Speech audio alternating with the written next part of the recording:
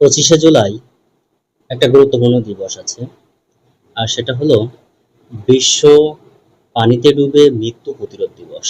আমার কাছে আজকে দিবসটি খুবই গুরুত্বপূর্ণ। 2021 সালে জাতিসংঘ এই দিবসটি ঘোষণা করে। এই দিবসের কতটা গুরুত্ব একটা পরিসংখ্যানে সেটা স্পষ্ট হবে। বাংলাদেশে প্রতি বছর 19,000 মানুষ পানিতে ডুবে মৃত্যুবরণ করে, আর বিশ্বে প্রতি ঘন্টায় 30 জন মানুষ পানিতে ডুবে মৃত্যুবরণ করে। তাই এই দিবস পালন করা হয় মানুষের সচেতনতা বৃদ্ধির উদ্দেশ্যে মূলত।